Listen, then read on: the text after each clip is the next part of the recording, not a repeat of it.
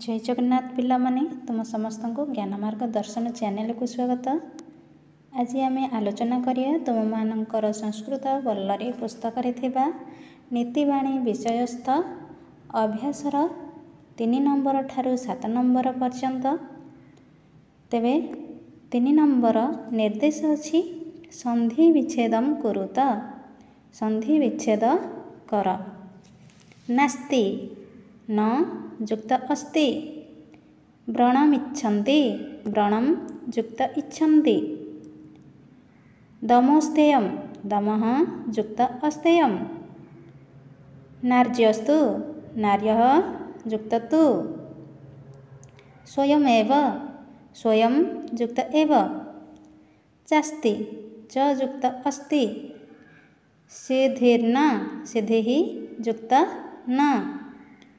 स्नानमाचरेत् स्नानं युक्त आचरेत्। मनस्तापं मनः युक्त तापम। एबे जिबा 4 नंबर को निर्देश अछि संधिम कुरुत, संधि कर। संधि विच्छेद अवस्था अछि, आमे ताकू संधि पद तैयारी करिबा। संयुक्त भावना संभावना। मनसि युक्त एकम मनस्येकम। वचसि युक्त एकम वचस्येकम। क्षुद्रे युक्त अपि क्षुद्रेपि। अल्पानां युक्त अपि अल्पानामपि। न युक्त एव नैव। गतः युक्त अपि गतोपि। खंडाकार रहिबो पिला माने गतो परे खंडाकार रहिबो। बालः युक्त न बालो न। बालो परे स्पेस रही न आसीबो। दृश्यन्ते युक्त अपि दृश्यन्तेपि। ते परे खंडाकार रहिबो। बहिः युक्त एव बहिरेव। 5 नंबर वाक्यानि रचयत। तले केते गोटी पद दिया जाइछि, आमे सेमानंकु नेई वाक्य गठन करिबा। तो प्रथमे अछि अपि। अहम अपि गमिष्यामि। अपि अर्थ मध्य, तेणु हे गला मु मध्य जीवी। एव एव अर्थ ही। सत्यम एव जयते। सत्यर ही जय हुए। जथा जथा हेला जेपरि। अहम जथा वदामि त्वं तथा कुरु। मु जेपरि कहूअछि तुमे सेहिपरि कर। नेक्स्ट आसला च। च अर्थ ओ बा एवं। पुस्तिकां लेखनीं च आनय। खाता एवं कलम आण। नेक्स्ट कदाचन। सह कदाचन न पठति। से केबे हेले पढ़ु नाही। तथा तथा हेला सेहिपरि। तथा अस्तु सेहिपरि हेउ। कर्तव्यम करिबा उचित। इदं मम कर्तव्यम यह मोर करिबा उचित। परम पिला माने एठी परम शब्दटी श्रेष्ठ एवं परे एही दुई अर्थ को बुझाउछि। तो श्रेष्ठ अर्थ रे जदि आमे वाक्य गठन करिबा सेमति एक वाक्य हे जिवो। अहिंसा परमं तपः। अहिंसा श्रेष्ठ तपस्या। नाइ तो आमे जदि परे अर्थ रे करिबा ताले हे जिवो भोजनात् परम हस्तम प्रक्षालय। तो भोजन परे हाथ पखाळ बा धोइनिय। नेक्स्ट आसिला जतः। जतः हेला जेणु।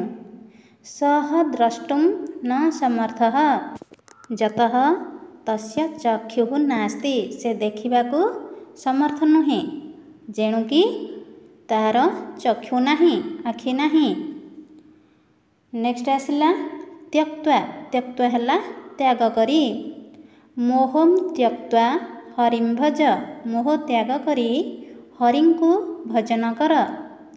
एबे जिबा नेक्स्ट नंबर 6 नंबर को निर्देश अछि शुद्धम उत्तरम निरूपयत। क ठारू उ पर्यंत 5 गोटी प्रश्न दियाइछि पिला माने। सेमानंक तळे सेमानंकर 4 गोटी ऑप्शन दिया जाइछि। ସେହି ଅପସନ୍ ଗୁଡ଼ିକ ମଧ୍ୟରୁ ଯେଉଁଠି ଠିକ୍ ଅପସନ୍ ଆମେ ସେମାନଙ୍କ ମଧ୍ୟରୁ ତାହାକୁ ବାଛି ଏହାର ଉତ୍ତର ଜାଗାରେ ଲେଖିବା। କ ନମ୍ବର ପ୍ରଶ୍ନ ଅଛି କେ ନାରିକେଳ ସମାକାରାଃ ଦୃଶ୍ୟନ୍ତେ। କେଉଁମାନେ ନାରିକେଳ ଅର୍ଥାତ ନଡ଼ିଆ ସଦୃଶ ଦେଖାଯାଆନ୍ତି। ଆମେ ପଢ଼ିଛେ କେଉଁମାନେ ଅପସନ୍ ଅଛି ଦୁର୍ଜନାଃ, ସଜ୍ଜନାଃ, ଗୁରୁଜନାଃ, ଜନାଃ। ତ ଏଥିରୁ ପ୍ରକୃତ ଅପସନ୍ ହେଇଯିବ ସଜ୍ଜନାଃ। ସଜ୍ଜନାଃ ନାରିକେଳ ସମାକାରାଃ ଦୃଶ୍ୟନ୍ତେ। ସଜ୍ଜନମାନେ ନାରିକେଳ ସଦୃଶ ଦେଖାଯାଆନ୍ତି। ଆମେ ଶ୍ଲୋକ ବା ନୀତିବାଣୀକୁ ଆଲୋଚନା କରିବା ସମୟରେ ଜାଣିଛେ। ଖ ନମ୍ବର କେ ନ ନମନ୍ତି।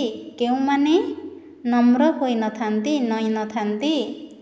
ଅପସନ୍ ଦେଲା ବୃକ୍ଷାଃ, ପୁଷ୍ପବୃକ୍ଷାଃ, ଗୁଣିନଃ, ଶୁଷ୍କବୃକ୍ଷାଃ। ତୁମେ ଜାଣିସାରିବଣି ପିଲାମାନେ ଏହାର ପ୍ରକୃତ ଉତ୍ତର। ତାହେଲେ ସେଇଠି କ'ଣ ନା ଶୁଷ୍କବୃକ୍ଷାଃ। ଶୁଷ୍କବୃକ୍ଷାଃ ନ ନମନ୍ତି। ଶୁଖିଲା ବୃକ୍ଷ ଗୁଡ଼ିକ ନଇଁନଥାନ୍ତି। ଗ ନମ୍ବର ମକ୍ଷିକାଃ କିମିଚ୍ଛନ୍ତି। ମକ୍ଷିକା ଅର୍ଥାତ ମାଛିମାନେ କ'ଣ ଇଚ୍ଛା କରନ୍ତି, କ'ଣ ପସନ୍ଦ କରନ୍ତି। ତ ଅପସନ୍ ଦେଇଛି ଧନମ୍, ପୁଷ୍ପରସମ୍, ବ୍ରଣମ୍, କଳହମ୍। ତାହେଲେ ପ୍ରକୃତ ଅପସନ୍ କ'ଣ ହେଇଯିବ ବ୍ରଣମ୍। ବ୍ରଣମ୍ ଅର୍ଥ କ'ଣ କ୍ଷତସ୍ଥାନ ବା ଘା। ତାହେଲେ ମାଛିମାନେ ବ୍ରଣ ଅର୍ଥାତ କ୍ଷତସ୍ଥାନକୁ ଇଚ୍ଛା କରନ୍ତି ବା ପସନ୍ଦ କରନ୍ତି। ନେକ୍ସଟ ହେଇଗଲା ଘ ନମ୍ବର କିୟତ୍ ବିହାୟ ଦାତବ୍ୟମ୍। କେତେକୁ ତ୍ୟାଗ କରି ଦାନ କରିବା ଉଚିତ। ଅପସନ୍ ଅଛି କୋଟିମ୍, ଲକ୍ଷମ୍, ସହସ୍ରମ୍, ଶତମ୍। ତ ଆମେ ଜାଣିଛେ ଲକ୍ଷମ୍ ବିହାୟ ଦାତବ୍ୟମ୍ ପଢ଼ିଥିଲେ। ତେଣୁ ଏହାର ପ୍ରକୃତ ଅପସନ୍ ହେଇଯିବ ଲକ୍ଷମ୍। ଲକ୍ଷମ୍ ବିହାୟ ଦାତବ୍ୟମ୍। ଲକ୍ଷ୍ୟକୁ ତ୍ୟାଗ କରି ବା ଛାଡ଼ି ଦାନ କରିବା ଉଚିତ। ମ ନମ୍ବର କଦା ଦୁଗ୍ଧମ୍ ପିବେତ୍। କେବେ ବା କେତେବେଳେ ଦୁଗ୍ଧପାନ କରିବା ଉଚିତ। ଅପସନ୍ ଦେଇଛି ନିଶାନ୍ତେ, ଭୋଜନାନ୍ତେ, ଦିନାନ୍ତେ, ଶୟନାନ୍ତେ। ତ ଦିନାନ୍ତେ ପିବେତ୍ ଦୁଗ୍ଧମ୍ ପଢ଼ିଥିଲେ। ତ ଏହାର ପ୍ରକୃତ ଅପସନ୍ ହେଇଯିବ ଦିନାନ୍ତେ। ଦିନାନ୍ତେ ଦୁଗ୍ଧମ୍ ପିବେତ୍। ଦିନର ଶେଷ ଭାଗରେ ଅର୍ଥାତ୍ ସନ୍ଧ୍ୟା ସମୟରେ ଦୁଗ୍ଧପାନ କରିବା ଉଚିତ। ଏବେ ଯିବା 7 ନମ୍ବରକୁ। 7 ନମ୍ବର ନିର୍ଦ୍ଦେଶ ଅଛି ଶୂନ୍ୟ ସ୍ଥାନାନି ପୂରୟତ।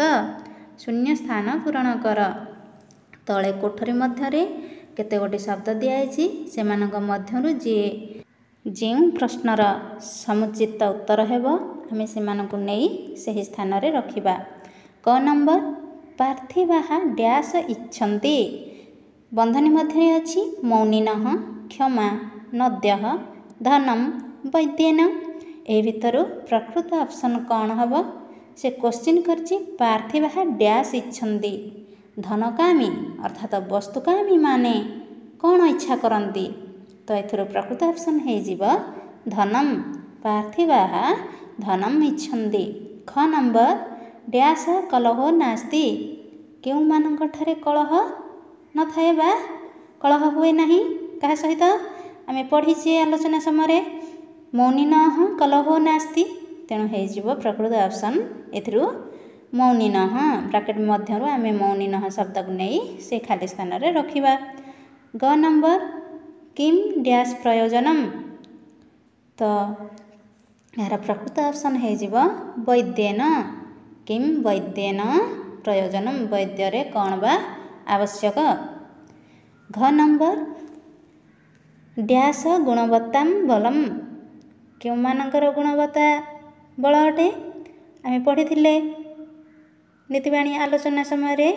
ତ ଏହାର ହେଇଯିବ ପ୍ରକୃତ ଅପସନ୍ କ୍ଷମା।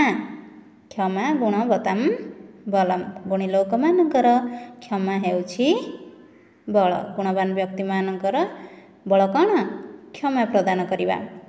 ୱ ନମ୍ବର ପରୋପକାରାୟ ବହନ୍ତି ଡ୍ୟାସ୍। ପରର ଉପକାର ପାଇଁ କ'ଣ ବହିଥାନ୍ତି। ଅପସନ୍ ହେଇଯିବ ନଦ୍ୟଃ। ପରୋପକାରାୟ ବହନ୍ତି ନଦ୍ୟଃ। ପରର ଉପକାର ପାଇଁ ନଦୀ ଗୁଡ଼ିକ ବହିଥାନ୍ତି। ତେବେ ପିଲାମାନେ ଏହିପରି ଶେଷ ହୋଇଛି ଆଜିର ଆଲୋଚନା। ଯଦି ବା କିଛି ଡାଉଟ୍ ରୁହେ କମେଣ୍ଟ ବକ୍ସ ମାଧ୍ୟମରେ ଜଣାଇ କ୍ଲିଅର ହୋଇପାରିବେ। ଆମର ଚ୍ୟାନେଲକୁ ଦେଖୁଥିବାରୁ ବହୁତ ବହୁତ ଧନ୍ୟବାଦ। ଜୟ ଜଗନ୍ନାଥ।